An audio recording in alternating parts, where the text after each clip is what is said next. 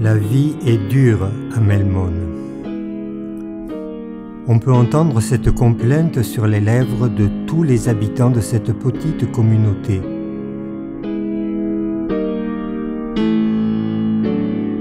Et ceci pour une bonne raison.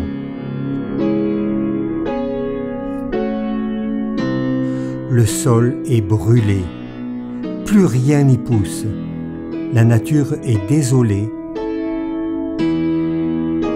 et les habitants mutilés. La vie est réellement dure à Melmone, pour la bonne raison que là-bas, chaque mot méchant, chaque action blessante devient une sorte de petite boule brûlante et radioactive. Comme tout le monde à Melmone, Gréco avait été victime de ces boules enflammées. Il avait été trahi, blessé, meurtri. Et devant ces meurtrissures et ces injustices, Gréco ne pouvait rester passif.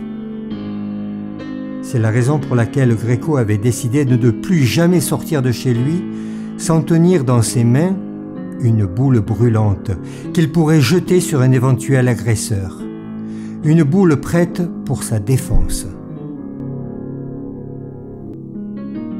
D'ailleurs, il n'était pas le seul à le faire. La plupart de ses compatriotes avaient adopté cette stratégie. Bien sûr, le feu leur brûlait les mains, leur faisait des cloques et des blessures profondes. Mais ils préféraient brûler leurs mains que de manquer une opportunité de jeter leur boule sur celui qui le méritait.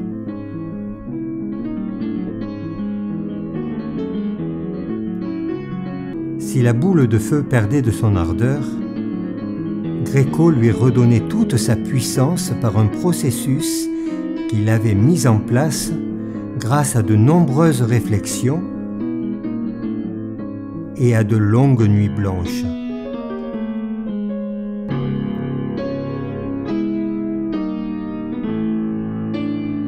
Le ressentiment,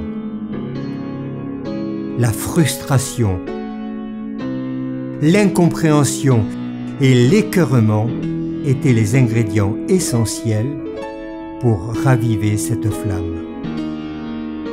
Après ce processus, son corps entier souffrait des radiations et de la chaleur, mais il se répétait « Ce n'est pas de ma faute si je suis brûlé, ce sont eux les premiers qui m'ont jeté les boules de feu. Moi, je ne les utilise que pour me défendre et me protéger. » Et il avait raison. C'étaient eux les premiers coupables.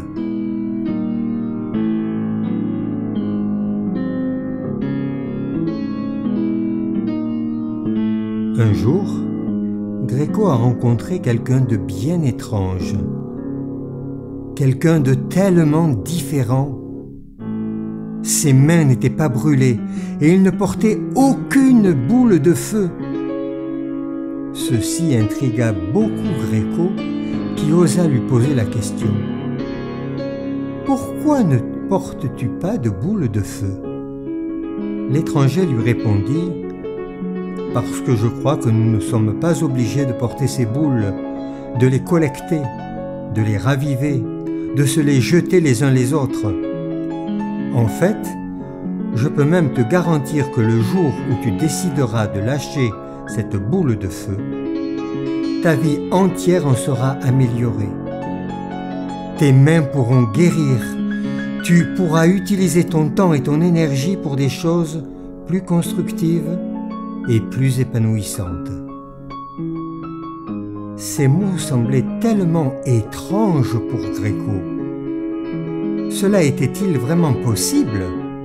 « Un instant, monsieur, » reprit Gréco. « Vous êtes en train de me dire que si quelqu'un me jette une boule, je ne lui renvoie rien?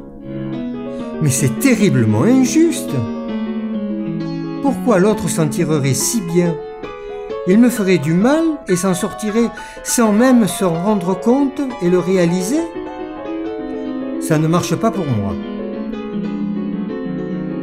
Et sur ces mots, Gréco tourna le dos et commença à s'en aller.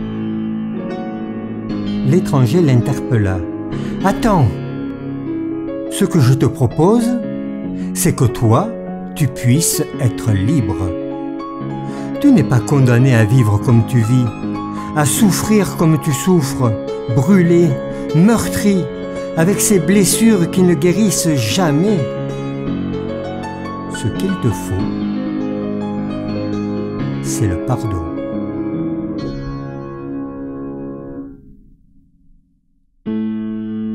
Ces paroles attiraient Gréco. Mais cela était-il possible?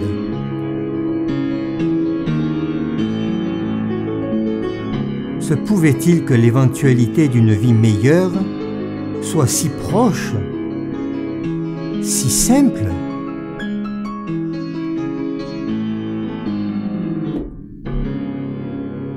Gréco se retourna et demanda: « Comment?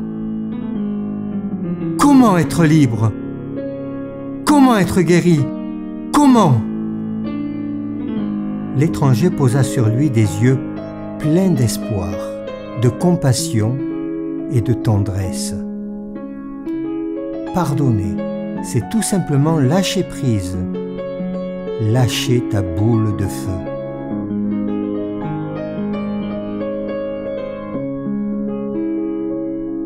Gréco hésite. Gréco réfléchit. Mais Gréco sait que l'étranger a raison.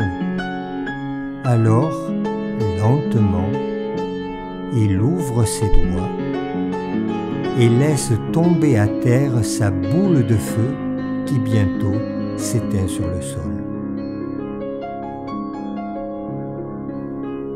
Et doucement mais sûrement, ses blessures commencent à guérir. La décision fut difficile à prendre, mais Gréco a choisi et maintenant, il est libre.